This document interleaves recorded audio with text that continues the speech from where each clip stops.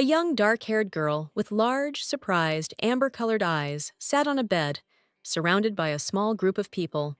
The tired man, apparently a doctor, sighed heavily and said that she had lost her memory. The girl didn't know these people gathered around her, and this place didn't look like Korea at all, so fear mixed with genuine bewilderment was growing inside her.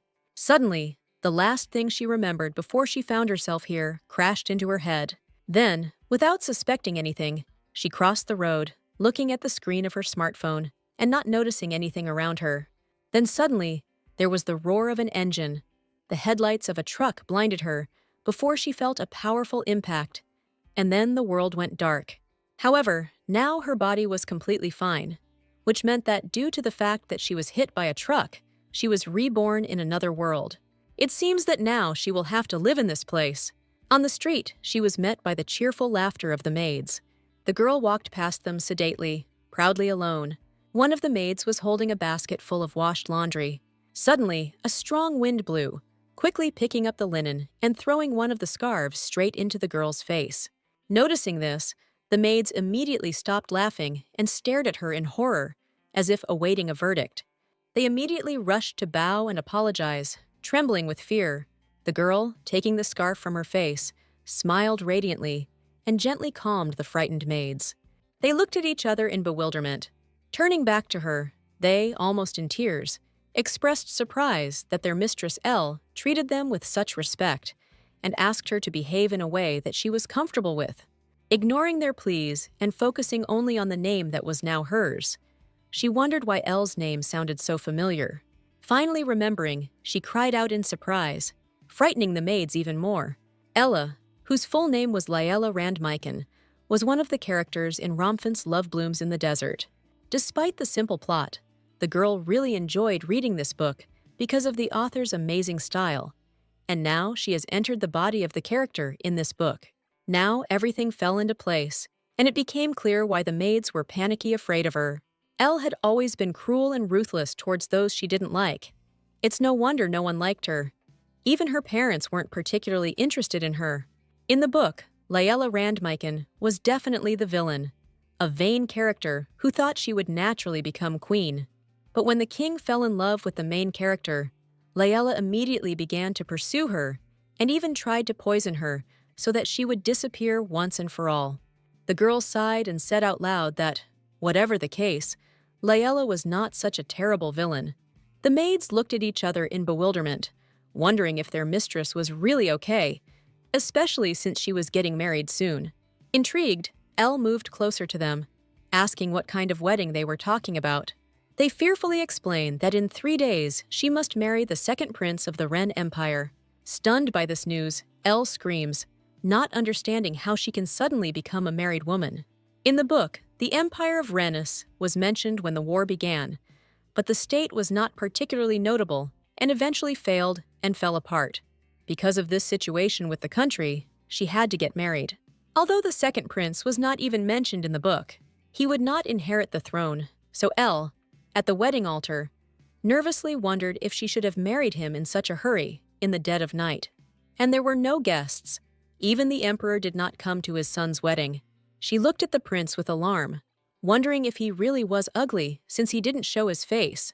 Even though it was a forced marriage, I would have liked the prince to at least be handsome. After the ceremony is over, the princess is taken to her new room, and she is pleased to note its beauty and decoration. A smiling maid named Lari said that she would prepare a place for her to sleep.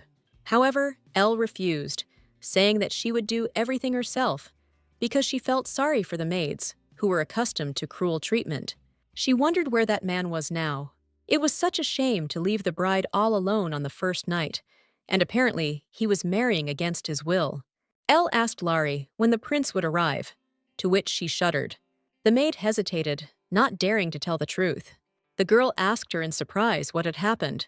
Gathering her strength, Lari finally said that perhaps the prince would not come at all. A shocked Elle falls to her knees with a grim look, not believing that he left her right after he got married. The agitated maid rushes to lift her up, and the girl sullenly thinks that perhaps this is for the best. It is so tiresome to live with someone whose character may be incompatible, and then it would be better not to meet until they die. However, When the prince did not show up even after a month, the girl irritably noted that this was too much. Turning to Larry, she asked a question that had been intriguing her for a long time, namely, how ugly was the prince? The surprised maid hesitated, not knowing how to answer her. Elle said she was willing to put up with everything, but she was really turned off by the ugliness, so it was important for her to know the answer to her question. Laurie asked, embarrassed, if the princess hadn't heard anything about him. She shares that, although she has not seen him in person, she has heard rumors that during the day, the prince takes the form of a monster. Imagining a huge fanged mouth, Elle recoiled, horrified that her husband was a monster. Larry continues that, according to rumors, when the prince was little, he was cursed by an evil wizard. That's why he always hid from others during the day. Elle understands that this is why the prince married her in such a hurry. She irritably reflects on how it was possible to marry off her daughter, who suffers from memory loss, to a man doomed to always turn into a monster at dawn. At night, the princess suddenly woke up. The moonlight was brightly flooding the room. It was still too early to get up, and Elle sat up in bed, rubbing her eyes tiredly. She thoughtfully directed her gaze out the window, watching the night landscape unfold before her, and realizing that a month had already passed since she had entered the book. So then she did die after all. Thinking about this, she clutched the blanket in excitement, wondering if she would ever be able to return to her home world. Elle quietly left her room, wrapping herself in a shawl, her head still unable to comprehend what had happened to her. But she decided to first learn more about this place. Walking through the night garden, silvered by the moon, the girl suddenly realized that she had gone too far. Her gaze was met by a stunningly beautiful body of water, washing over towering smooth rocks. She couldn't help but wonder if this was really still the imperial palace. There were no guards around, and only a lone fluffy dog lay peacefully at the roots of a tree. Noticing her, Elle screamed in surprise, frightening the dog, who instantly woke up from his sleep. He bared his teeth angrily at her, letting out a warning growl. Realizing it was just a dog, Elle breathed a sigh of relief. However, there was something strange in the dog's behavior. Although he growled threateningly, it didn't look like he was going to attack and bite her. The girl spoke to him kindly, saying that she would not touch him. At these words, the dog instantly relaxed and lay back down in his place, lazily closing his eyes. The sight of a calm dog was soothing, and because of this special atmosphere, the princess suddenly felt lethargic. She woke up when the sun had already risen high above the horizon. Some voice was persistently calling her, tearing her out of her sweet dreams. With difficulty opening her eyes, she was perplexed to find a sobbing Larry and several nervous soldiers around her. Seeing that the princess had finally woken up, Laurie rushed towards her in tears, lamenting that she had really been attacked. Confident in her conclusions, she cried out menacingly, "Who dared to do this?" And the soldiers took up her words, asking Elle to point out the identity of the non-existent attacker. She tried to explain everything, but they didn't let her get a word in, continuing to insist on the attack. Unable to bear it, Elle, burning with embarrassment, shouted that she had simply fallen asleep. There was an awkward silence. Laurie respectfully thanked the soldiers for their assistance, while Elle was practically dying of shame. She walked quickly back to the palace, and the maid, barely able to keep up with her, ran after her, lamenting that she was afraid, because she thought that something had happened to the princess, and that there was a commotion in the castle because of her disappearance. Elle stopped suddenly and asked if anyone in the palace kept a dog. Larry shook her head in surprise. This made the girl wonder what kind of dog she had met in that case. That night, the princess couldn't sleep again. She went out into the garden again, laughing and exhaling that she was looking for that dog because she had nothing else to do. It was strange that Laurie said she had never seen dogs here, and Elle wondered if it could have been a dog from another palace. Her feet carried her to the same pond as the previous night, and there on the shore she suddenly saw someone's silhouette. Surprised, she asked the stranger who he was. When he silently turned to face her, Elle recognized him as her husband. The man remained sullenly silent. The girl thought that she didn't even know his name. She turned to him again, but he, without listening to her, quickly rushed away. Elle looked after him with confusion, wondering what that was all about. The next day, the princess kept wondering why her husband ran away so abruptly as soon as he saw her. Sighing, she concluded that perhaps he was used to avoiding people because of the curse of turning into a monster during the day. But either way, she didn't care about her husband. Suddenly, her eyes widened as she saw a familiar sight. In the cool shade of the spreading trees, a fluffy snow-white dog snored sweetly. Elle immediately squatted down in front of her, looking happily at the animal. Amber eyes glowed with admiration. Giving in to a fleeting desire, she reached out to stroke the shiny fur. The dog, sensing movement above his body, suddenly opened his eyes. The girl immediately recoiled with a scream, looking in horror at the awakened beast. He, just like last time, growled deep in his throat. Elle, with a hint of guilt in her voice, carefully said that she wouldn't touch him. Suddenly, Larry's shout was heard from behind. The dog happily peeked out from behind the girl's body, looking at the maid without any threat. Larry said in surprise that indeed, as the lady had said, there was a dog here, to which Elle asked how it could have gotten here. The maid suggested that it might have been Mr. Shirth's dog, and Elle asked again, puzzled. Larry awkwardly said that Shirt was the prince's name. Reacting indifferently to this information, Elle offered to take the dog to the castle. It was impossible to just leave her on the street, especially since this dog was lonely. There was no one around at all, and this reminded the girl very much of her own situation. While carefully soaping the dog in the bathtub, Elle came up with the nickname Tofu. She spoke affectionately to Tofu, asking if he liked his new name. She said softly that if he wanted to live in the palace, he would have to become cleaner. The girl was enjoying the process to the fullest, smiling brightly. She asks the dog if she should join him. Elle begins to undress, carefully pulling the sleeve of her dress down her thin shoulder. The dog suddenly became alarmed. To the girl's surprise, he jumped out of the bathroom like a bullet, rushing towards the door. Tofu began to scratch the door desperately, showing that he wanted to get out immediately. Elle, perplexed, immediately rushed to the prankster. Hearing a loud scraping sound, Larry, determined to protect Mrs., rushed inside, and the dog, taking advantage of the opportunity, quickly slipped into the room. Noticing movement to her left, Larry glanced back in bewilderment. Disappointed in her whole life, Elle's face darkened. While carefully wiping Tofu with a terry towel, Elle gently asked him what had happened to make him lose all his previous calm so suddenly. She thoughtfully suggested that perhaps the dog simply didn't like to swim. Suddenly, the girl sneezes with all her might. A worried Larry wonders if she has caught a cold. Elle waves her hand that she's fine, but then she sneezes loudly again. Larry sternly put the girl to bed, and she, lying in bed, thinks about how inconvenient it is here due to the lack of modern hospitals. Suddenly, she hears Tofu's faint barking somewhere nearby. The dog looked at her sadly, whining quietly. The princess tries to calm him down, saying that it was not because of him that she fell ill. She patted the bed next to her, inviting Tofu to sleep with her. He jumped up happily, landing right on top of her. They fell asleep hugging each other. The last thing the girl thought about before falling asleep was that she really liked feeling the warmth of someone alive next to her. As the rays of the dawn sun penetrated the room through the window, Elle lazily opened her eyes. Something strange appeared before her still blurred vision. Finally opening her eyes, she saw a handsome, fair-haired man lying there, peacefully sleeping at her side. She widened her eyes in shock, hanging there for a couple of seconds. Slowly, the realization dawned on her that a half-naked, unfamiliar man was sleeping next to her, and she had absolutely no idea who he was or how he had ended up there. He too began to wake up, slowly opening his eyes. Shifting his gaze, he met the eyes of the shocked girl. The man was dumbfounded, and his gaze showed noticeable anxiety. Coming out of his stupor, he immediately jumped out of bed. The stranger quickly rushed from the spot, ignoring Elle's cries of protest, thinking only about how to quickly escape. The girl's head was completely empty after such a morning adventure. However, then followed a deafening female scream about a pervert.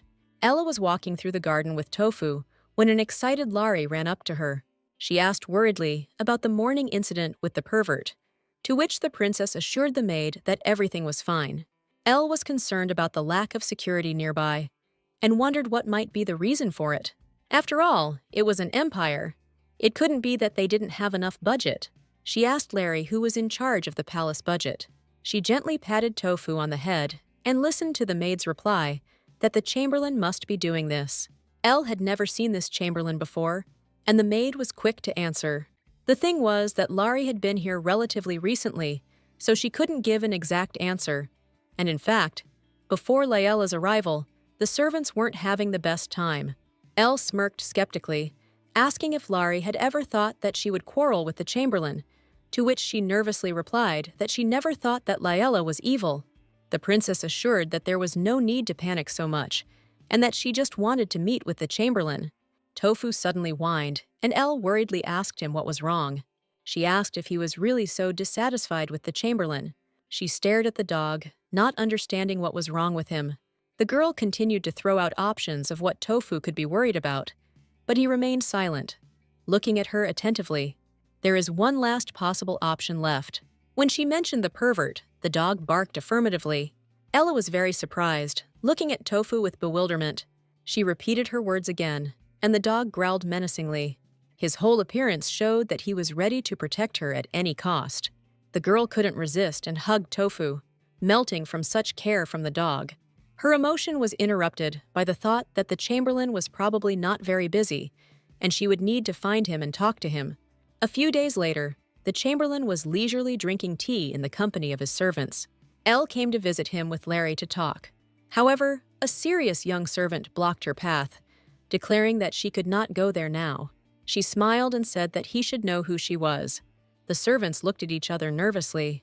Imitating the character of the book Laela, the girl crossed her arms in displeasure and asked with irritation if she needed to be explained who she was. They bowed their heads respectfully to the princess, and she demanded to let her through. Tofu barked furiously, listening to the girl. The servant shouted harshly at the dog. Unable to contain herself from such treatment, Elle gave him a sharp, resounding slap in the face. The second servant, Laurie and Tofu, who did not expect such a development of events, stared at them in shock, not believing their eyes. The enraged Ella paid no attention to them, scolding the servant for speaking so carelessly to her dog. While the second servant helps the humiliated man to stand up, the girl reflects on how this would be unacceptable in Korea. Before this, when she was in the kingdom of Sahad for a few days, all the maids there helped her. Here, Laurie did everything alone. Be that as it may, Tofu was much more valuable to her than all these servants. She was surprised by her own thoughts. But then she looked at the dog. Gently patting him on the top of his head, she realized that she simply couldn't help but like such a cutie. Suddenly, the girl remembered something. Neither Laurie nor Tofu were originally in the book, and the fact that Laela married a representative of the Ren Empire was already radically different from the story. Soon the princess was taken to the chamberlain. He frowned with displeasure when he saw them. He turned to Larry irritably, reminding her that he had personally intended to approach the princess, to which she responded in fear that several days had passed since then. The man was not satisfied with this answer, and, losing his temper, he began to shout at the maid for daring to contradict him. His tirade was interrupted by Elle, who spoke rudely to the chamberlain. The man turned around to look at her in amazement at such impudence. Book Laela was a very tough person. She didn't think about the feelings of others, so the girl, realizing that the only way to put the chamberlain in his place was to imitate the heroine, boldly continued. She clenched her fist tightly, looking menacingly into the man's eyes. To everyone's surprise, she angrily hit him right in the face. The servants, frightened by the princess's behavior, covered their mouths with their hands in amazement. Laurie was calm. She only carefully covered Tofu's eyes. Scarlet blood gushed from the chamberlain's nose. He fell off the chair with a dull thud, screaming loudly in pain and clutching the bridge of his nose. Elle looked at his suffering with disdain. The man stood up and shouted that he would not leave this alone. However, he was met only with a stern look from the princess, who declared that he was nobody. She coldly asked who he could report her to, whether there was some nobleman behind him, or whether he was going to inform the emperor and empress. She didn't care. Finally, the shamed chamberlain, whose name was Kapari, sullenly agreed to negotiate. Laela asked without emotion if it was right for him to manage the palace budget. Before Kapari could answer, the girl demanded that he transfer the rights to this to her, stunning the man. Originally, the budget was managed by the prince's agreement, but since the prince could only handle matters at night, the chamberlain must rule during the day, and Elle wasn't going to let that go. The chamberlain nervously asked her if she was good at calculating expenses. She coldly answered the question with a question, asking if women in the empire did not study mathematics. She continued indifferently that she had been taught this in the kingdom since early childhood. The man irritably asked her to prove her abilities. He promised that if she proved herself capable, he would hand over the budget management rights to her. However, this was not enough for the girl. Kapari lived in the best palace, and Elle demanded to switch places with her if she won. Being sure that the girl would not cope with difficult tasks, he said that then she would have to try very hard. With a grin, he began asking her simple arithmetic problems, to which the girl gave the correct answers with a bored look. The chamberlain was completely horrified that she answered everything so easily. The girl, who had expected something much more complicated, thought that he was probably making fun of her, because she could decide something like that while lying in bed. Slamming his fist on the table, Kapari shouted in dismay that the princess couldn't possibly be that good at math, only to feel a sharp pain as Tofu fiercely grabbed his leg. He tried to throw the dog off without much success, yelping in pain, and Elle watched this picture with satisfaction. With his leg bandaged, the chamberlain sat sullenly on the bed, thinking hard. How could he hand over the power he had sought for so long to a princess from another country? A memory comes to mind of how, after his loss, he declared that no matter what, he could not leave the palace. But the girl easily replied that if he did not mind living with her under the same roof, then he could stay. A dog growled angrily nearby, defending its owner. Clenching his hand into a fist, Kapari made a furious decision to kill this bastard. He orders the maid to keep an eye on everything the princess does from now on.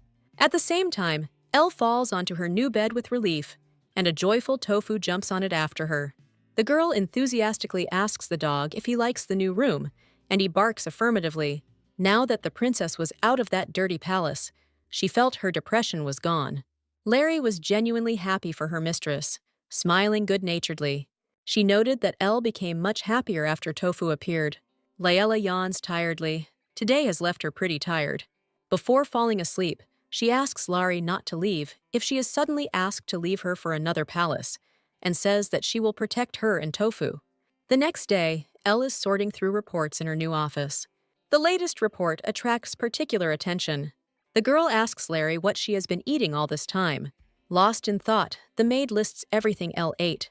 The princess shows her a report stating that 1,000,000 gold pieces were spent on food and 300,000 on maintaining the property, and asks why food is so expensive and who spends the money on maintaining the property. Larry replies that Kapari was the one doing all this, and Elle sighs heavily, realizing that there is corruption involved. Suddenly, she hears strange sounds and looks away in confusion. Tofu, instantly jumping up from his place, barked menacingly, looking intently ahead. He rushed from his place to the door, and the hostess hurried after him. As she left the room, she saw him attack the frightened maid, continuing to growl loudly. There was real horror in the poor girl's eyes.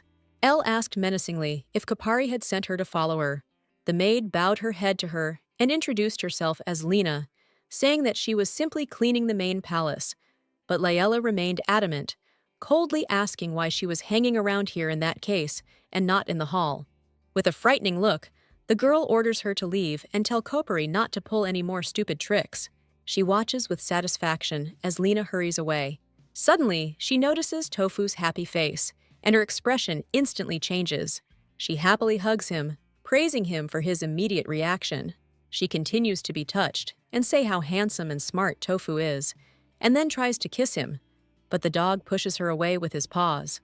Elle wonders if he doesn't like kissing. The next morning, the girl does not find the dog next to her, and in fear begins to search.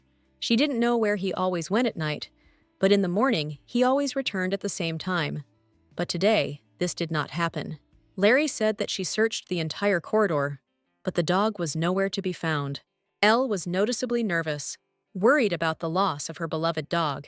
Larry tried to calm the lady down, suggesting that he had gone out for a walk. However, Elle was worried that Kapari might have done something to him. Larry was horrified by this suggestion. Layla was haunted by the way the chamberlain had looked at him the day before. Despite the power Kapari has in the palace, he still wouldn't dare be rude to the princess. But that wouldn't work with a dog. After all, in this world, Dogs were treated like unnecessary trash.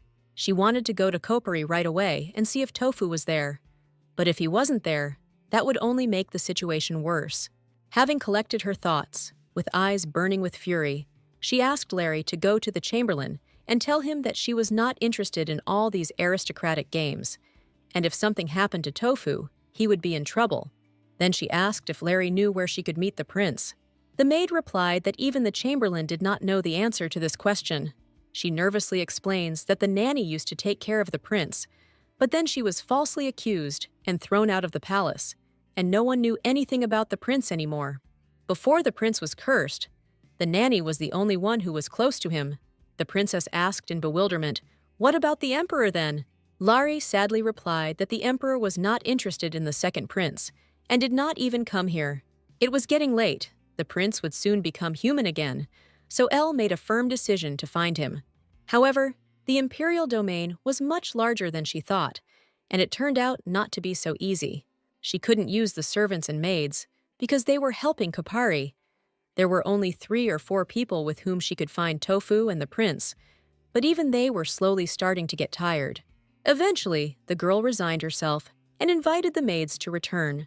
Larry was surprised by Layella's proposal and asked what about the prince and Tofu. To this, the princess declared that this would not do, and she would ask the duke for help. It was deep night, and at this time, Elle was writing a letter to the duke.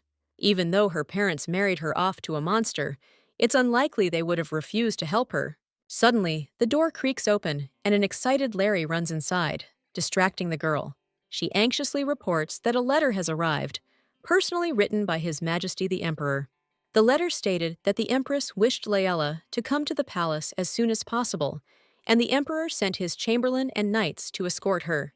The letter didn't say anything about why they wanted to see her, but the girl didn't care, and she smiled mysteriously. This was a great opportunity to ask the Emperor for help, and also to tell him about what Kopari had done. So she asks Larry to tell her that she is leaving tomorrow. Morning came. Elle is awakened by something wet and rough touching her cheek, and she reluctantly opens her eyes. Something white and fluffy appears before the blurry gaze. Suddenly, she finally woke up and saw Tofu alive and well in front of her, looking at her intently. Jumping up suddenly, she rushes to hug the missing dog, with wet eyes, lamenting how worried she was. Suddenly, she notices that Tofu has hurt his paw and calls out to Larry in alarm.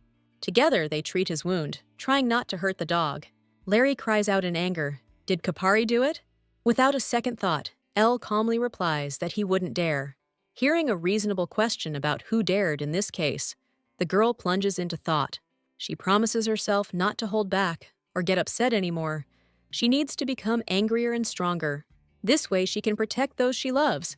She tells Larry that, as planned, she will go to the Emperor, so she asks her to prepare everything. She will not be just the daughter of a duke from another country. She will show that she is a real princess and restore her rights. Larry, filled with enthusiasm, happily supports the girl and suggests starting with choosing a dress. Despite the maid's enthusiastic speeches, the princess is not so inspired. She asks Larry about the dress in surprise. However, when the maid takes her to a spacious hall filled with a variety of lush dresses and expensive jewelry, Larry's passion is transmitted to her. The maid, with a happy smile, shows her the jewelry that Layella loved before she lost her memory. The light from the multicolored stones almost blinds Elle. Shielding her eyes from the bright glare, she reflects on how in the book Layella only wore high-quality items, but the girl herself didn't understand this and wore whatever she wanted. Overexcited, Larry was becoming almost frightening in her ways, towering ominously over Elle as she promised to prepare her perfectly for the trip. Not accustomed to such luxury, Elle, having already changed, stood awkwardly, dressed in a chic blue dress, and massive gold earrings adorned her ears. Seeing her, Larry became even more delighted, and Tofu's face expressed extreme shock, and the maid, giggling, assumed that he had fallen in love. Elle, picking up on Larry's mood, asked the dog with a grin if he was really capable of such a thing. Larry stated that both humans and male animals were the same, and Elle asked in surprise if Tofu was a male. The maid suggested checking it out, but the dog got into a fighting stance and then jumped into the closet. He looked at them sullenly from under the half-open doors, and the girls discussed in surprise that sometimes he really did resemble a person. After a while, they went down to the garden, where Elle's carriage was already waiting. A stately man greeted the princess, introducing himself as the Imperial Chamberlain Shudin. Elle thanked him for coming to accompany her, and the Chamberlain gave her his hand, helping her into the carriage. Suddenly, Tofu rushed towards them with a loud bark. One of the knights reached for his sword to drive the dog away. The enraged princess shouted at him. She angrily ordered the sword to be removed and explained that it was the dog she had raised. Turning to Shudin, she declared that the dog would go with her. The carriage moved off, and Elle closed her eyes tiredly, taking a deep breath. Then she looked at Tofu seriously and said that it was dangerous to do that, because he was already covered in bruises, and what would happen if he got hurt again? The dog pressed his ears back in shame. She asked him if he was afraid that she would leave him somewhere, and he confirmed this by barking. Laurie, laughing quietly, said that he stuck to her like chewing gum, and when the maid stroked him, he was not as calm as with Elle. Soon they arrived at the palace. Elle looked at him nervously, mentally preparing herself for a meeting with the emperor. The chamberlain told us to follow him further. Looking at the interior decoration, the girl thought about how expensive everything around was. Approaching one of the doors, Shudin knocked on it and announced the arrival of the princess. Elle entered a richly decorated room where the emperor sat demurely on a sofa. He looked indifferently at the girl who entered. She bowed politely, greeting the emperor. The emperor invited Elle to sit down opposite her, and she walked awkwardly towards the sofa. She was clearly uncomfortable in the presence of a silent, emotionless man. When she was already languishing with awkwardness, the emperor finally spoke. He began by saying that she had been married for a month now, and asked if she liked the palace, to which the girl replied that, overall, everything was fine. Looking up at Elle, he asked if she had seen the second prince. The girl replied sheepishly that she had only seen him on the day of the wedding, and the emperor asked if they had seen each other since. Feeling as if she were being interrogated, she shuddered and replied. She had to choose the right time to bring up Kapari. The emperor continued that he had called her today to convey something. He places a document in front of her, telling her that it is proof that she has the authority to manage the affairs of the palace. Elle looks at the man in shock as he continues that, although the chamberlain tried very hard to do his job, now she will do it. And since the second prince can't do his job properly, she will have to help. He will also send additional knights and guards to the palace. He then asked if she had anything she wanted to say, but Layla, abandoning her plan to tell the emperor about Kopari, shook her head. She didn't think that she would get what she wanted so easily. Unexpectedly for Shudin, she asks him who she could talk to about corruption. She awkwardly clarifies that, as it seems to her, there were many violations. Shudin assures that in this case, he will inform His Majesty, and he will send someone to her later. Once outside, the girl rushes to Tofu, who was faithfully waiting for her. She hugs him tightly, not paying attention to anyone around her. At this time, the emperor is watching them closely through the window. There is something sinister blazing in his eyes. At the palace, Kapari savors wine, enjoying the solitude.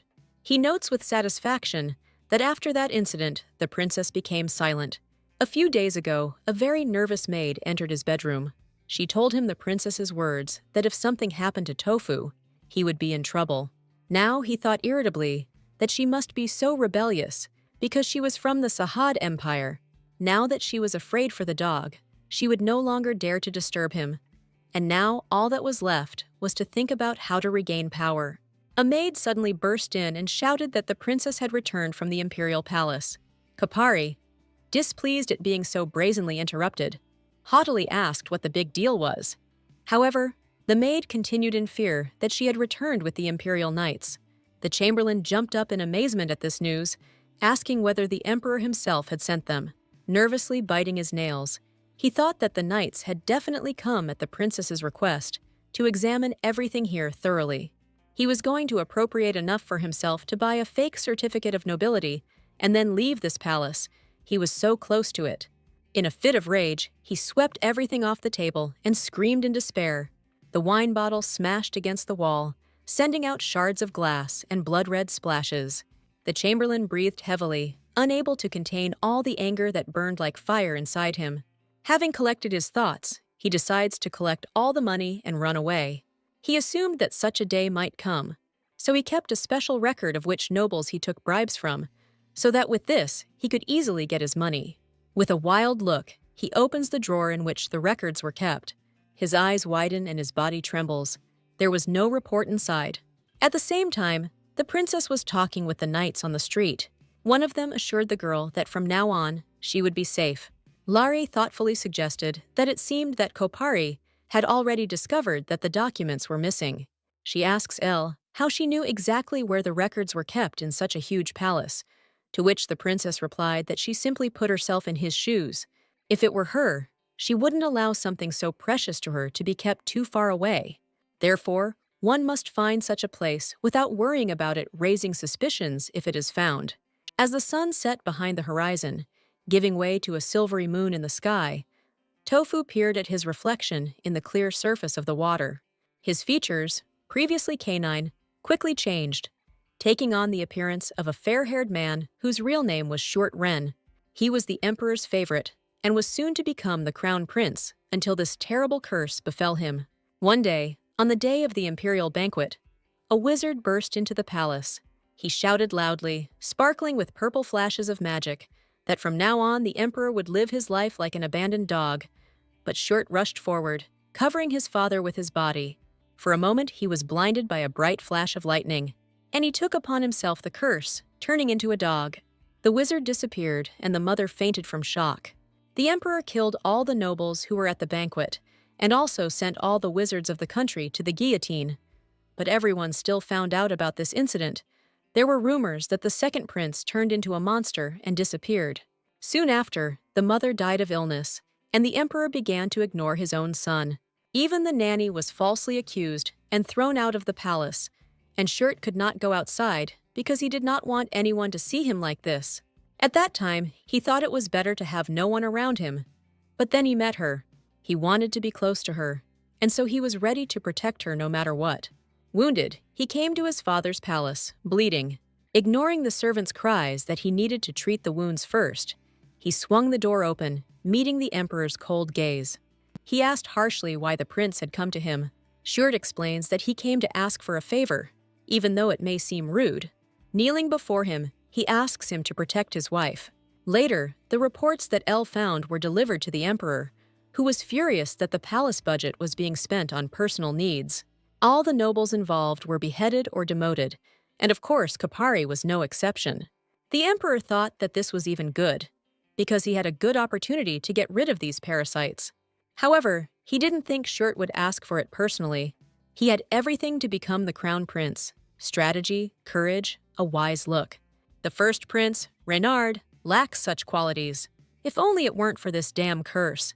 Suddenly, he remembers Elle hugging the prince in the form of a dog, and a bright thought comes to mind. He shouted that he knew how to lift the curse from Shirt. The prince had to really fall in love. However, what kind of person can love a dog? However, it is possible that the princess will be able to lift the curse, even though she is the daughter of a duke from the state of Sahad, which tries to attack the empire at every opportunity. But this problem could be solved, and the emperor calls Shudin, saying that he will need to send a gift to the princess. Ella, who had just finished sorting through the reports, stretched with relief. Worried about the girl, Lari noticed that she had been working since early morning.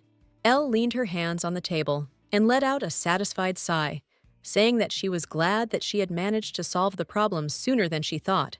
She continued that it was all because she had Lari and Tofu, causing the maid to break into a happy smile. With shining eyes, Lari said that she had prepared a really tasty breakfast today. The princess gasped in amazement. The table was simply bursting with various delicacies, and her eyes were running wild. The satisfied maid reported that although the food costs had become much lower, the food was much more luxurious. Now everyone did everything to impress the girl, all because she had the diamond necklace that the emperor had given her last time, which meant that she enjoyed his favor. Suddenly, Lari, thinking that Elle might change her maid because of this, began to fuss around her, assuring her that she was ready to be with her for the rest of her life. The girl smiled, happily saying that she and Tofu were enough for her. Those who chase money and power are the people who will disappear like a mirage when it all disappears. Suddenly, there was the sound of paws pattering, and Elle turned around happily. Tofu rushed into her arms, and the girl, filled with genuine happiness, tenderly hugged the dog. She turned to the dog, asking if he would stay with her for a long time, and he barked affirmatively. Unable to contain her emotion, Elle squeezed him even tighter, admiring the dog's smiling face. She actually sometimes thought that Tofu understood what she was talking about. Deciding to test his skills, the princess asks the dog to give her his paw, and he immediately gives it to her. She pretends to shoot a pistol, and the dog obediently falls on its back. When ordered to roll on the floor, he begins to roll in different directions, like a big fluffy ball. The pleasantly surprised girl gives him a piece of meat as a reward. She then invites him to go for a walk, and Tofu barks happily. On the street, they come across maids sorting through a mountain of letters. When asked what it is, Elle is told that these are all invitations to social events, and rolls her eyes in boredom. It seems that even the noble ladies, who had not previously shown any interest in her, had heard rumors that she was enjoying the emperor's favor. But the girl was not interested in this, so she ordered them all to be refused. Having moved a decent distance away, Larry asks if she will continue to decline invitations, to which she receives an affirmative answer. Elle continues that, of course, it would be nice to be friends with the nobles in order to be prepared for any developments. But for now, she did not need it, and she was happy. But after this, invitations and refusals began to be repeated.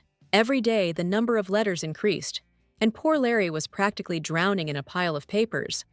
But the lady remained adamant, asking each time for a refusal.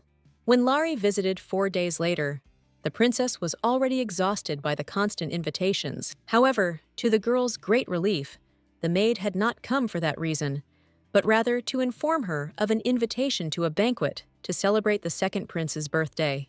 Ella rubbed her temples tiredly, wondering irritably why they were going to hold a banquet in honor of the Beast Prince when they had never held one before. Thinking about what the emperor was trying to achieve, she sat down to write a reply letter with a smirk. She needed to make sure that he wouldn't do such annoying things in the future. She hands the letter to Larry, asking him to send it to Shudine, to which she, noticing her evil smile, worriedly asks if everything is okay. With a frightening look, Elle states that, of course, everything is fine, thinking with anticipation that she will clearly show why Layla is considered the most evil woman in the kingdom of Sahad. Later, the girl was met by Madame Neria, the chief designer of the imperial family, who arrived on her orders. Elle greeted her with a bit of awkwardness, saying that she relied on Neria to choose her dresses. The princess's cunning plan was to wheedle a lot of money out of the emperor so that no one would want to invite her to such a party. Madame Neria opens before her catalogs with the most fashionable dresses of this season. However, whatever they showed her, Elle did not like. Finally, after looking through all the options, Layla sighed tiredly and asked the woman what style would suit her. She, with a graceful movement adjusting her glasses, declared with a sparkle in her eyes that brighter, rather than pastel, colors would suit her. She suggested raising the waist a little higher and making the sleeves pleated instead of lace. After some thought, the princess agrees. The girl tells Madame Neria to come to her with sketches and prepare clothes for the dog. The woman, thinking she had misheard, asks again in surprise. Ella responds indifferently that Tofu will also go to the party with her. A dismayed Neria exclaims that she cannot put her clothes on dogs. Hearing this, Tofu hangs his head sadly. Picking up the dog in her arms, the princess declares that in this case they cannot cooperate. Madame Neria, unwilling to agree to such conditions, bowed respectfully and said goodbye to the girl. Elle angrily asks Larry to find another designer who will make clothes for the dog. But she, thinking, says that most likely it will be difficult to do because everyone hates dogs. The princess, completely disillusioned with this world, sadly hugged Tofu to herself. She wondered how one could not love this sweet and good dog because he was so loyal that no human could compare to him. The next day, Madame Neria returns with the news that she has changed her mind and will sew clothes for the dog. When asked why she changed her mind, the woman replied that it was the emperor's order. Elle asks again in bewilderment, not understanding why His Majesty needs this. She looks back at Tofu in surprise. With a heavy sigh, Madame Neria got straight to the point. reporting that since there were still 3 months until the banquet, she would have time to sew about 4 dresses. The girl agrees to the chosen design and tells the woman to make sure the fabric is of the highest quality and to also prepare 10 outfits, including clothes for the dog. Madame Neria indignantly notes that she has other orders, so her schedule is very tight. Elle remains adamant, promising to pay 5 times more if the woman changes her schedule. But Naraya counters that she has a very trusting relationship with her clients and cannot do that. The girl ups the ante, saying that she will pay 10 times more in that case, but the woman continues to hesitate. Finally, Elle names a sum 15 times larger and offers to secure her as their permanent designer. Surrendering to such pressure, the woman agrees. The princess's face instantly brightened, and she, smiling radiantly, said that the imperial family would pay her. In her mind, she calculated how much it would all cost, and she was still planning to choose some jewelry for herself, and that would probably be enough to make the emperor grab his head. And so, the good-natured man was already showing her the jewelry that would suit the princess. Elle's gaze fell on a beautiful, shiny ring. The man at this time showed a richly decorated necklace, saying that it was the most expensive thing they had. Suddenly, Tofu rushed towards him, snatching the necklace from the shocked man's hands with his mouth. The jewelry fell to the floor with a clatter, and shards of stones scattered across the floor. Realizing that all the jewelry was fake, Elle snorted contemptuously and asked threateningly how he dared to palm off a fake on her. He tried to justify himself in fear, but the girl waved her hand at the security guards to escort him out. If a princess came to a party wearing fake jewelry, the noble ladies would immediately notice. Perhaps this man was hired by someone who wanted Elle to be in an awkward situation. It was necessary to find the person who had planned all this. Elle coldly orders everything he brought to be removed and the man's tongue to be cut out so that he can never deceive anyone again. Crying in horror, the man shouted that he was only doing what the Earl of Severn told him to do. He continued that this person belonged to the highest noble faction, so there was nothing he could do about it. It turns out that the noble faction was targeting her. Having ordered the man to be taken to prison, the girl strokes Tofu with satisfaction, praising him for his resourcefulness. However, the girl wondered how Tofu was able to immediately determine that the jewel was fake. She looked closely at his face, taking the dog by the cheeks. Elle screamed in amazement. Could her dog really be a genius?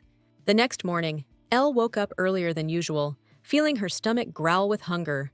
The hand came across something soft. Turning her head, she screamed in surprise and again saw that same pervert next to her, peacefully snoring nearby. The man sleepily opened his eyes at the girl's scream. He stared at her in amazement, while the girl calmly asked if he was a prince. The princess asked him to stay and talk, but the man did not listen to her at all. Opening the window wide open, he deftly jumped over it, jumping down. The girl rushed to the window in shock, but there was no one downstairs. Confused, she wondered what it was. At breakfast, Larry asked what was wrong with that pervert, to which Elle responded indifferently that judging by everything, he was her husband. The maid let out a breath of shock at this news. Elle chews thoughtfully as she muses that it is perfectly normal for a legal couple to share a bed together. But he suddenly appears and runs away without even speaking to her. Suddenly, the thought dawns on him that he is not only a monster who turns into a human being at night, but also cannot speak. However, it was unclear why the prince was secretly spying on her as she slept.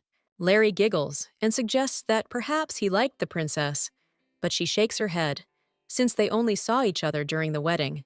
The carried-away maid dreamily says that perhaps he watched her from afar, learned that she was a good person, and therefore decided to go to her bed.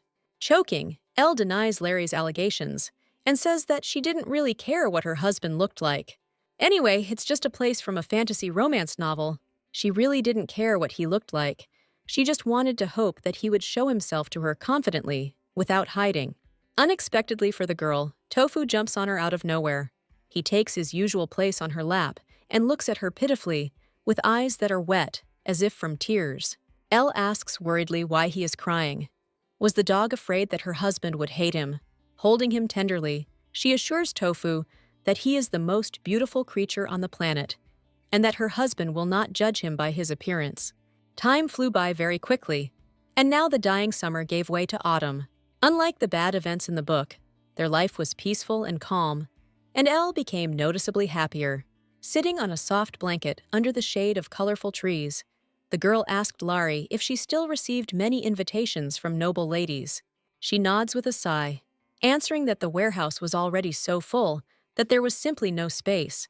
Lost in thought, Elle thinks that if they are so persistent in sending invitations, then perhaps it would be better to show herself to them at least once. Suddenly, she asks when the prince's birthday is, and Larry, thinking, replies that it is tomorrow. Elle is completely confused as to how time has flown by so quickly. The next day, Madame Neria reports that the princess's clothes are ready. Calling the maid, the woman shows off 3 rich dresses. She then holds out a box, saying that it contains the pants that Elle asked her to make. The girl happily takes out a checkered jumpsuit, admiring it. Neria, pleased with the work done, asks what kind of man she is going to give this gift to. However, Elle shocks the woman with her answer, saying that she will wear it herself.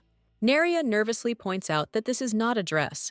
The girl, kindly placing her hand on her shoulder, asks her not to worry, because she prefers comfortable clothes rather than pretty dresses. She calmly walks away to the fitting room, while the tense woman realizes that they might get into trouble for having the princess in men's clothing. Her Highness will become a laughingstock, and Madame Neria's reputation will sink to the bottom.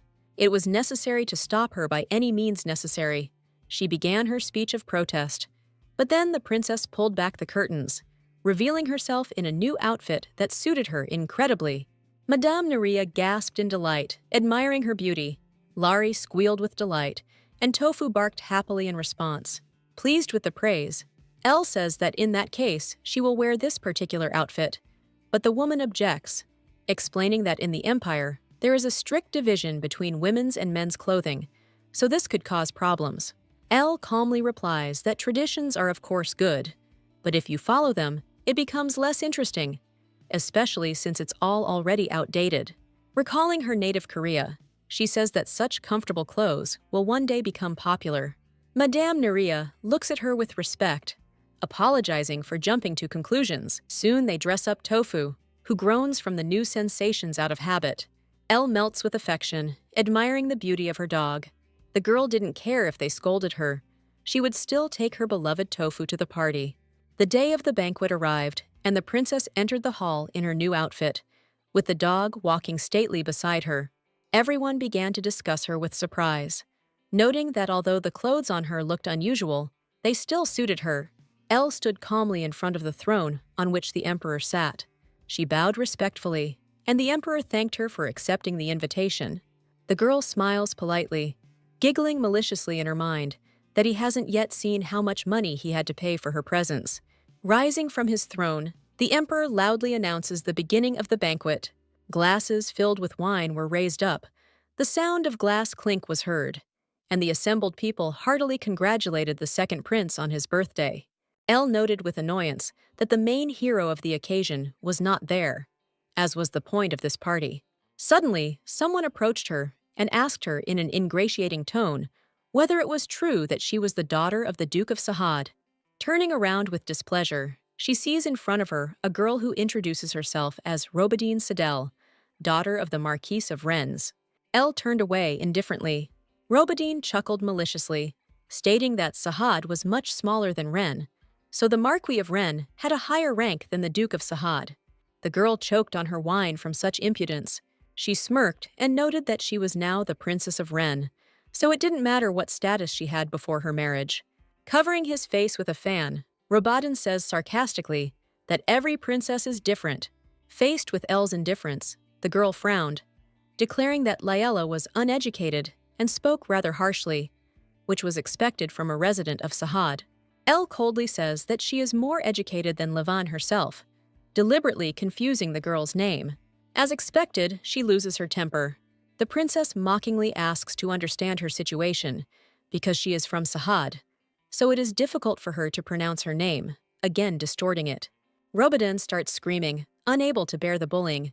Her friend comes to her aid, smilingly asserting that Elle must be simply heartbroken because she could not receive love from her husband. The princess noted that they were both unmarried, to which Robadine's friend nervously asked what the big deal was. Elle grinned and said that she was sorry to hear them say that, because her own worth did not depend on her husband's love. She asked sarcastically if they just liked to hurt others to feel better about themselves, and then continued with a smile that they needed to love themselves first. Robadin asked angrily if she was trying to teach them. Suddenly, a man appeared from behind Robadin, interrupting their discussion. Turning around, the friends bowed in fear. It was the first prince, Reynard Wren. He asked ingratiatingly if he could speak to the princess alone, and the girls immediately left.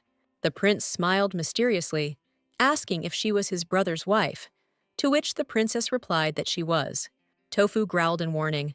Ignoring the dog, Renard introduced himself as the crown prince, taking the girl's hand. Elle smiled awkwardly back, thinking that it probably wouldn't happen. After all, according to the book, the emperor did not have time to conduct the ceremony of transferring the title of crown prince before his death. Reynard flatteringly said that for the good of the empire, she had to marry a monster. He approached her, touching her shoulder with his hand. He whispered in her ear to find him when she needed him, and that he would not treat her badly. Tofu spoke up again, growling menacingly. He lunged at the prince, sinking his fangs deep into his leg, biting through the soft flesh. The man fell to the floor with a groan, clutching his injured limb with his hands. The guards immediately rushed towards them. The prince began to shout in rage that they should kill the maddened dog immediately. Elle hugged Tofu close in horror, screaming at them not to touch him. The guards surrounded the girl, not daring to touch her, and the angry Renard continued to shout for them to kill the dog. The emperor approached and besieged him. He noted that today was too good a day for that. The prince tried to object, showing his father the wound. Then, with a grin, he asked if there had been a single happy day since that monster was born, hinting at the second prince. His father looked at him coldly, ordering him to stop being rude. Reynard tried in vain to escape from the hands of the guards who were trying to take him away. The emperor turned his gaze to Elle, who looked back at him awkwardly. She hoped for his leniency, but he gave a strict order to throw the dog, which dared to bite a member of the imperial family, into prison. With despair in her eyes, Elle tried to defend Tofu, screaming that he didn't do it on purpose. She called out to Tofu in pain as he was locked inside the cramped cage, and he barked sadly back at her. The princess threw herself at the emperor's feet in tears, begging him not to do this to Tofu, since Renard had been the first to say nasty things to her, and he had only stood up for her. However, the emperor remained adamant. Elle said sadly that everyone deserves to live. The emperor cast a cold glance at her. Without listening to the girl any longer, he turned around and ordered her to return to the palace. He added at the end that he would not kill the dog, because this dog was special. Broken Elle did not understand what the emperor's phrase about the dog being special meant. She tried in vain to understand what he meant.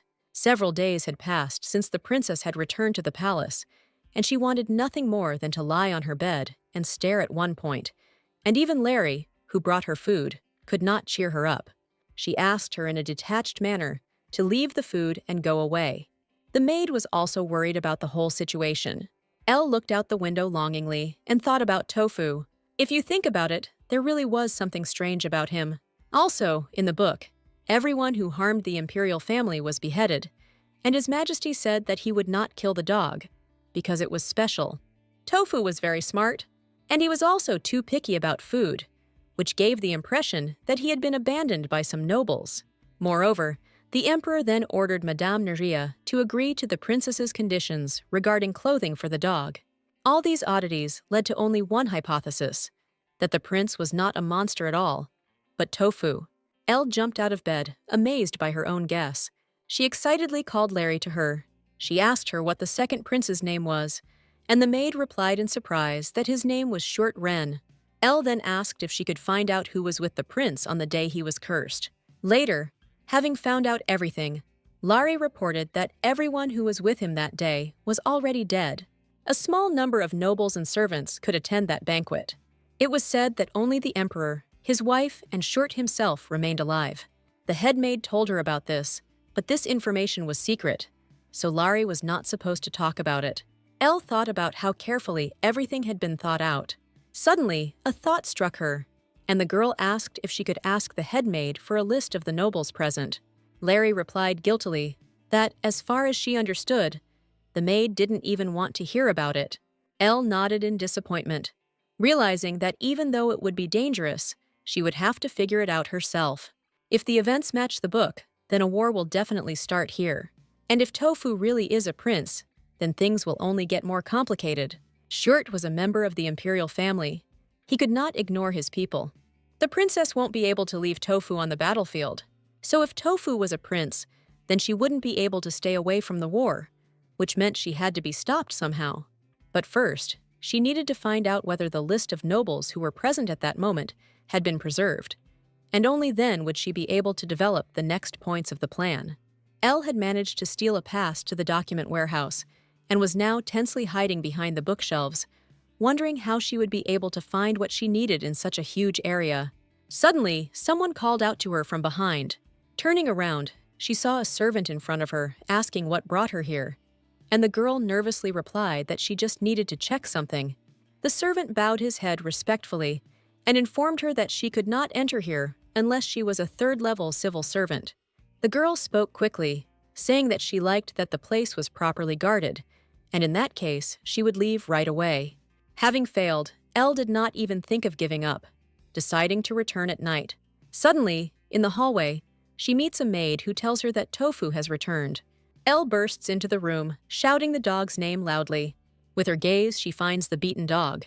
With tears in her eyes, the girl hugs Tofu to herself, asking in a trembling voice how this could happen.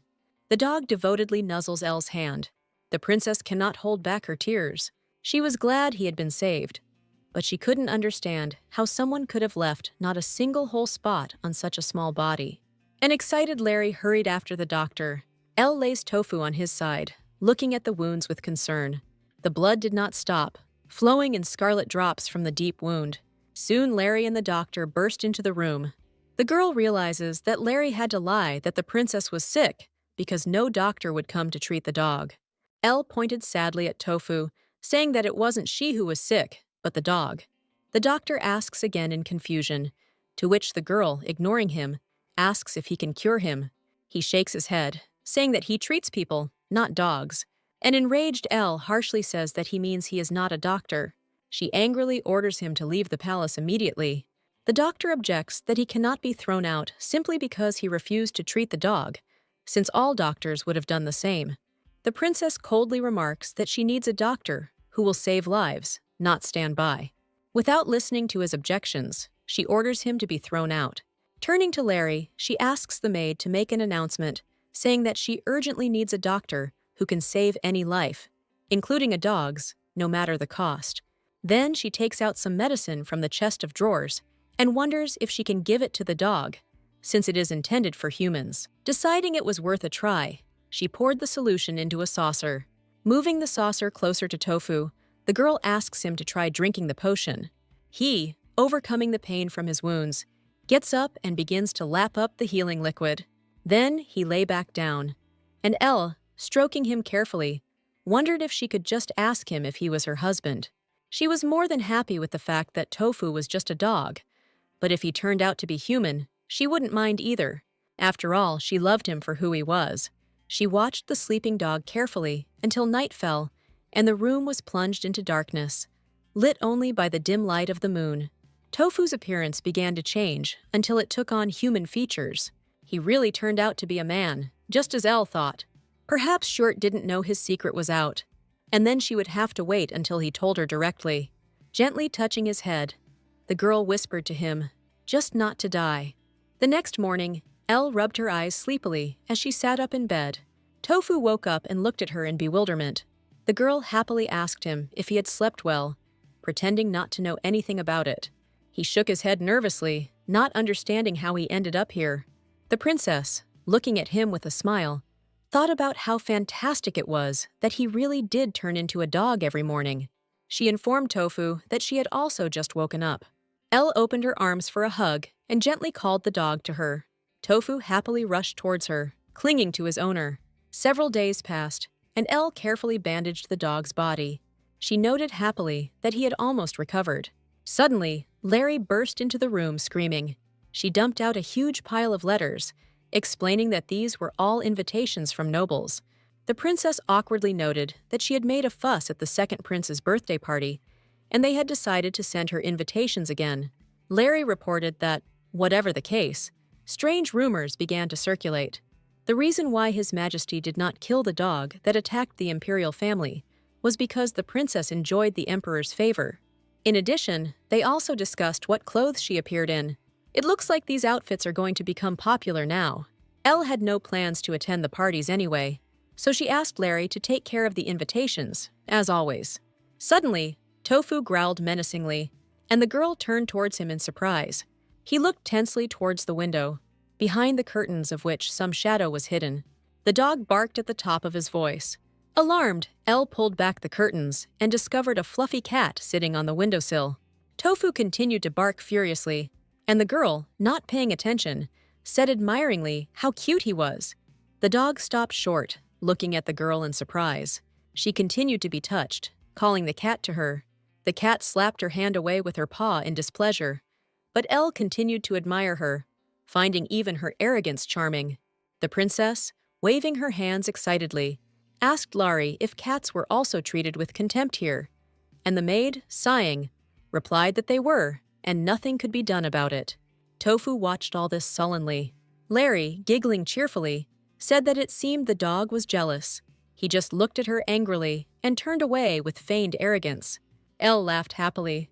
Kneeling down in front of the dog, she assured him that he was even cuter than the cat.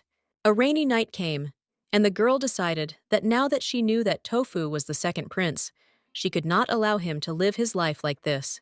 She needed to reveal the truth in a way that would not hurt Shurth in any way, and there was only one way to do it. She and her companions stopped in front of a dilapidated house in which a dim light was burning. This was the building of the most famous information guild. Inside, they were met by a man with a scar running across his face, to whom Elle informed that she needed to find one person. With complete indifference on his face, he asked who exactly she was looking for. One of his companions sharply put his sword to his throat, menacingly pointing out that in front of him was a noblewoman, and he should show respect. Elle cut him off, noting that she was fine. She said that she was looking for a commoner, who worked as a nanny for the second prince in the imperial palace. She continued that she had been falsely accused and thrown out, and asked that this person be found. Frowning, the man said that this was no ordinary commoner, but the prince's nanny, therefore the price would be quite high. The girl hands him a bag, declaring that she will give him as much money as he wants. Inspired by this scenario, the man promised that in that case, he would find her as quickly as possible. The next day, Elle and Tofu entered the tavern, where they were greeted by a smiling waitress. Noticing that the girl was not alone, the waitress informed her that dogs were not allowed in the premises. The princess explained that she would simply place an order and wait on the open terrace, to which the waitress replied that this was not possible, and the girl asked a reasonable question, why, if the terrace was not indoors? The people sitting around immediately began to whisper. Elle sighed heavily, realizing that strange rumors would circulate again. However, this was even for the best, because now she would be able to raise her popularity to such an extent that simply no one would dare to send her an invitation.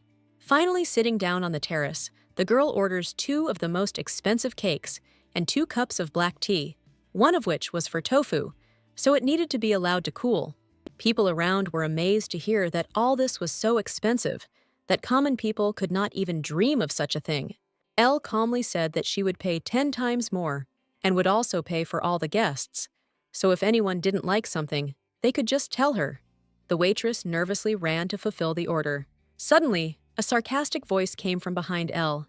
Turning around, she saw Robotin with her friends, who said maliciously that she was very glad to see them again. Elle remembered that it was the rude woman she had met at the banquet. Robotin asked her ingratiatingly if she remembered her, to which the girl replied that she did not remember those who were not important to her. Robotin instantly became distorted with bewilderment and anger. Elle began to tease the girl again, mangling her name, and Robotin pouted with anger boiling up inside. Suddenly, she noticed the princess's dog gobbling up the cake. She said sarcastically that Layella's love for dogs suited her very well. Not noticing the mockery, Elle beamed and said that she too would advise her to get a puppy as a pet. Rabadin snorted and declared that she had no hobby in raising useless creatures. Taking a sip of fragrant tea, Layla calmly reproached that measuring someone else's life by its usefulness was heartless. She continued that she had the feeling that Robadin was ready to kick people out of her circle if they were no longer useful. Robadin was alarmed by such an abrupt change of topic.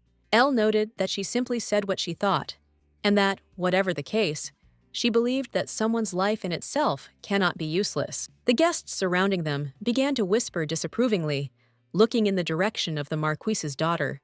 Elle said mockingly that in fact, when she lived in the kingdom, she had a very bad character. However, after meeting Tofu, she became softer. Perplexed, Rabadin asked her again what it meant that she had become softer, and the girl replied that she had had depression that no one could cure. But then she recovered. One of Rabadin's friends awkwardly raised her hand, asking if it was true that dogs could help with some emotions. The princess nodded, smiling radiantly. At night, the girl tried in vain to fall asleep, but sleep just wouldn't come to her. She was terribly curious about what Short was doing now. She got out of bed, wrapping herself in a shawl, realizing that she wanted to see him. Under the light of the silvery moon, the prince sat on the ground, leaning against the trunk of a spreading tree and contemplating the sparkling surface of the water. Out of breath from running, Elle stopped nearby. Hearing someone's footsteps, Short turned around in confusion. Everything inside him shook, and the prince started to run, but the girl's loud voice stopped him. Elle bowed politely and said softly that she wanted to get closer to him. The man, having listened to her request, nevertheless turned around to leave. However, Elle, not intending to give up, desperately grabbed his hand. Short spoke to her for the first time, saying that if they were together, the curse would spread. Smiling, the girl asked why he got married then. She apologized for grabbing the prince's hand and asked him not to run away again if he didn't mind talking. The man sighed resignedly. Elle sat down on the grass near him, and there was silence for a few seconds. The girl spoke first, asking if she could call him Mr. Shirth, and he said yes. She noted that he could call her Lela or Elle, whichever he preferred. She shared that she had heard that the prince had a nanny and asked if he was interested in how she was doing. Short replied in an indifferent voice that he had not. Elle didn't expect such an answer, so she asked again, dumbfounded, if he really didn't want to meet her. The prince dejectedly said that it would be better for him not to get involved with anyone. It was enough for him that he knew she was doing well, so there was no need to look for her. Elle thought with disappointment that the nanny was the only one who stayed with Short until the end, and he would definitely want to meet her. The girl carefully said that she had in fact already made a request to the Information Guild, and if she found out her address, she would definitely tell it to him. The prince tried to refuse the offer, but Elle insisted that he might change his mind. Short fell silent, looking down sadly. The dawn sun slowly rose over the horizon, illuminating the earth with its first rays, and the girl stood up, noting how much time had already passed. Turning to the prince, she asked if it was time for them to say goodbye. Short quietly stated that he hadn't really talked to anyone in a long time, so it was difficult for him, to which Elle understandingly replied that if he talked to her more often, then he could get used to it. With a slight blush on his face, the prince carefully asked if she would come to him more often. Smiling broadly, the girl replied that she would come whenever he wished. The prince objected that it was dangerous. When the princess asked him what he meant, the man fell silent again. The girl noted to herself that it was difficult to make the prince speak, while in his dog form he barked at any reason. Finally, Short spoke sadly, saying that in that case he would get too used to her, but if he gets used to someone, then that person will leave him over time. When Elle first learned that she was a character in a book, she had a very difficult time because everything that was in the original world was gone, and everything was unfamiliar to her. But then she had Lari and Tofu, who became dear to her, and she was also afraid that she would lose them, so she understood Short's words like no one else. That's why the girl now confidently said that there was no point in worrying about the prince being left alone someday. Besides, he can make sure that she never leaves him. Winking, the princess said that she was not going to leave the man alone. Gently squeezing his hands, she declared that she would try to make the prince get used to it. So she asked him not to be afraid to get used to her, and at that moment, Short smiled sincerely for the first time in a long time. They continued to hold hands under the rays of the rising warm sun, warming not only from the outside, but also from the inside. Elle woke up late because she had spent the whole night with Shirt. Apparently, he was tired too, as he was fast asleep next to her in his dog form. Laurie, who had entered, anxiously asked if she was sick, because the maid had tried to wake the princess, but she would not wake up. Elle answered awkwardly that it was all about fatigue. Laurie reported that she received a letter from the Information Guild. Hearing this, Tofu immediately jumped up and walked up to the girl, looking at the letter. Smiling, the princess realized that Schwerte was still interested in learning about the nanny. She began to open the letter, and the dog tilted his head with interest. Inside was a message that 36-year-old Ramini had died in a carriage accident just after leaving the imperial palace. Tofu instantly drooped, staring sadly into space. Larry asked excitedly what was in the letter. Elle swallowed nervously, feeling her stomach twist.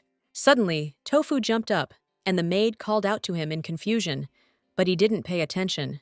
She suggested that he was ill, and Elle, getting out of bed, said that she would go after him. The nanny was dear to the prince, and he must have been in unbearable pain right now. The girl found Tofu in a remote, quiet place, looking absent-mindedly at the iridescent fountain. Elle sat down carefully next to him, asking him to stay close to her. It is not easy to accept any death, and perhaps the nanny's death was one of the disguised cases of murder after the prince was cursed. Short must be one of those who knows the truth better. Tears began to flow from the dog's eyes, and the girl worriedly asked him not to cry. Picking him up in her arms, she offered to tell him something interesting. Laying Tofu on her lap, she began to tell the story of Snow White. She continued to speak soothingly until the dog finally fell asleep. Hugging him tightly, the girl soon passed out herself. She woke up when the sun had already disappeared behind the horizon, and the sky had turned dark blue, and Tofu was no longer nearby. Suddenly, Elle remembered that she had to meet Short that night. She ran as fast as she could to their meeting place. The prince sat in his usual place, looking into the distance. He turned to her, greeting the girl with a slight smile. Noticing how the girl's breath was out of control, he asks in surprise if she ran, and she replies that she did, because she thought the man was waiting for her. She squeezes his hand tightly. Schwerte's cheeks instantly flushed scarlet at the girl's touch. Seeing this, Elle worriedly asks what happened. The man points at her hand, embarrassed. The girl quickly removes her hand and apologizes, saying that she completely forgot herself. She muses that when the prince turns into Tofu, he doesn't mind being touched. It seems like she needs to touch him more often to get him used to it. She suddenly gives him the command to give her hand, and he obediently does so, forgetting that he is not in the form of Tofu now. When it finally dawns on him, he suddenly stops short and looks at his own limb in amazement. Elle laughs cheerfully, noting how obedient the prince is. The same one, completely confused and embarrassed, pulls his hand away and looks away. However, Elle intercepts her, offering to hold hands just for today if he doesn't like it. Short is completely embarrassed, but agrees to the proposal. The girl decides that she needs to talk about something good for his sake. The prince suddenly asks to tell about that old story, meaning the one that the girl told him in the form of Tofu, and immediately stops short. The man immediately tries to justify himself by making up a story about how he accidentally overheard them while passing by. The girl, giggling in her mind at how sweetly he justifies himself, strokes his hair and asks him what point he has listened to. He answers, and Elle continues the story, immersing the prince in the world of a fairy tale. They lie together on the moonlit ground, talking. Suddenly, Elle asks why the prince doesn't call her by name. Shurth sheepishly explains that he feels like if he calls the girl by her name, there will be no turning back, because then he will want to call her by name over and over again. He ends by saying that he will say her name when he is ready, and the girl is amazed to think that what he is saying now is much more complicated than just saying her name. Suddenly she rises, struck by the thought that she does not want to hide anything from this man. Short stands up after her, looking at her in surprise. Gathering her courage, she confesses that she is not really Layla. A little awkwardly, but gradually, the girl thought that they could get closer. But with secrets, it was harder. The more Short lies, the harder it will be for him to speak, and even more difficult to come up with excuses. And she also didn't want to keep secrets from such a beautiful and innocent man. So, clenching her hands tightly into fists, she decided to tell the truth and meekly asked to be called by her real name next time. The prince, perplexed, asked her again what this meant. The girl awkwardly explained that the body really did belong to Liella, and it was all difficult to explain. She asked him directly if he believed in the transmigration of souls. After all, in fact, she was a person from another world, but then suddenly found herself in this world and in another body. The girl sincerely wanted Short to believe her. The prince asked where her real body was then. However, she herself did not know the answer to this question, whether she was alive in that world or not. She never really thought about it seriously. And in fact, there was a chance that, despite being hit by a truck at high speed, she was still alive. However, if not, then her parents probably had a hard time coming to terms with their daughter's death. Suddenly, Short asked if she would ever be able to return to her world. Looking at him with longing, Elle replied that she couldn't know that either. She said that she was actually in complete denial at the beginning, so she became depressed and wanted to die. But strangely enough, she began to get used to all this.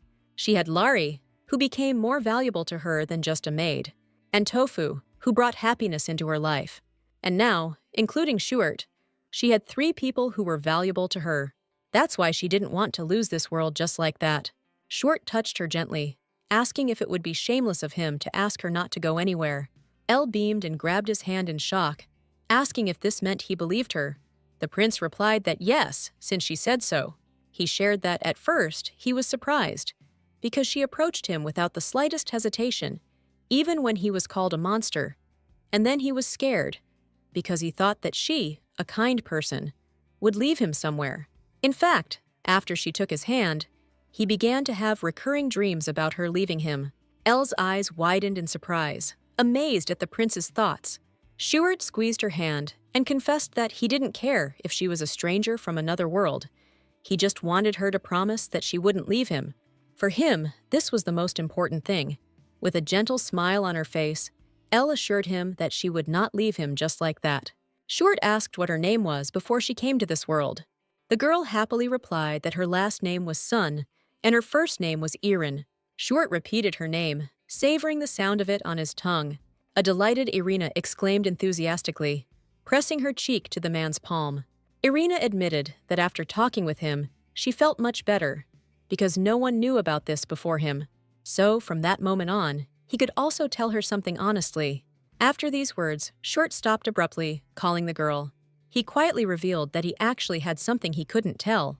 Irina thought that he would say this sometime later, but she would never have thought that it would happen today. The prince was noticeably nervous, unable to say what he was going to tell the girl. The man grabbed his head and began to tremble slightly. Irin immediately ran up to him and sat down next to him, trying to calm Short down. She hugged him tenderly, knowing that because he had been isolated from the others for so long, it was difficult for him to tell the truth. She assured the man that it was okay that he couldn't talk about it, and he could tell her the truth when he was ready. Gathering his courage, the prince raised his head, intending to tell everything. However, they were interrupted by someone's voice insistently calling for the princess. Short stood up abruptly, throwing out a parting word that they would see each other again, and disappeared into the deep thickets. Irina looked sadly after him when a sobbing Larry rushed towards her. The maid did not find her in the room, so she began to worry a lot. Irina, shocked by Larry's reaction, apologized and suggested going home. Taking one last look at the bushes where Shuert had disappeared, the girl wondered if the day would come when she would be able to hear the truth. The first thing Irin sees when she wakes up in the morning is Tofu's face, looking sadly at her. She happily hugs the dog, saying how nice it is to see him this morning. The girl suddenly noticed that Tofu's heart was beating very fast and wondered if he was nervous, and her heart was pounding for some reason. She said nervously that she would tell Larry that it was time to serve breakfast. Irina went out into the corridor, calling Larry. However, instead of her, he runs into another maid. She excitedly announces that Mr. Reynard has arrived. They tried to calm him down, but he kept demanding that they give him the dog. Irene, irritatedly thinking of Renard as a psycho, decided to go to him herself. She took Tofu into the room and laid him down on the bed, asking him to wait for her there. The dog whined pitifully, not wanting to let the girl go alone. However, Iron assured him that it was too dangerous, so he shouldn't go out. After leaving the room, the girl ordered the maid to report this situation to the emperor as soon as possible. She was sure that since the emperor knew that Tofu was Shuert, he would definitely come to the rescue. Walking further, she suddenly came across Reynard, who was mocking poor Larry, who was meekly enduring the blows of the first prince. Tears came to her eyes, but she remained silent. Irene rushed towards her, but Reynard blocked her path, mockingly greeting the princess and calling her trash. He angrily asked where she hid that bastard, meaning Tofu. Irene, not afraid of the prince's attacks, only looked at him with irritation. She walked on, ignoring Reynard. She approached one of the servants, who looked at her nervously, not understanding what awaited him. Suddenly, she swung her leg and brought it down hard on the servant's leg, pushing through the flesh with her heel. He screamed, bent double in pain. Irina asked angrily how they dared to come here and make such a noise. She continued, turning to the servant, asking if his boss was indulging in his whims. Shouldn't he, as a subordinate, stop him? An enraged Reynard drew her attention to himself. However, Irin immediately threw his hand off her shoulder, menacingly asking if she had said something wrong. The shocked prince cursed, then said that he thought that since the emperor was generous to her, then he too would follow his example. The princess angrily told him not to even think about it, and noted that swearing was impolite. He asked her again, amazed. Others might have tolerated the prince's insults, but Irene was not going to, so she declared that he had understood everything correctly. Outraged by being addressed informally, Reynard roared. To this, the princess calmly replied that despite the fact that he was a prince, he had to observe the basic principles of etiquette. But, apparently, Reynard didn't even know the basics. The prince screamed in anger, causing Irene to cover her ears with a carefree look. Then she said sarcastically that it was okay if he didn't know, because he could always learn.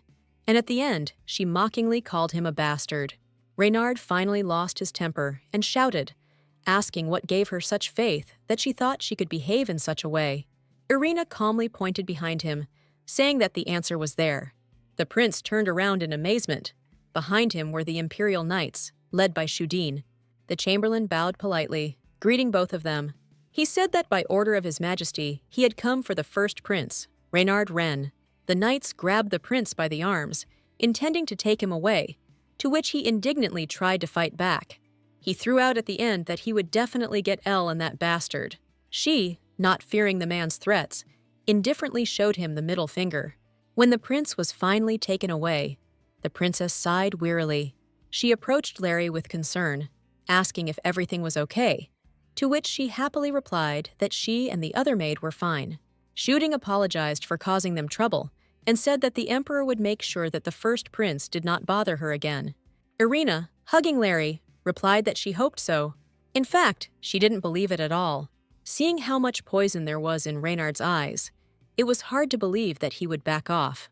Entering the room, Irin let the girl go ahead, saying that they needed to treat her. Suddenly, both of their eyes widened in horror. Scarlet blood flowed from Tofu's paw, spreading in spots across the carpet.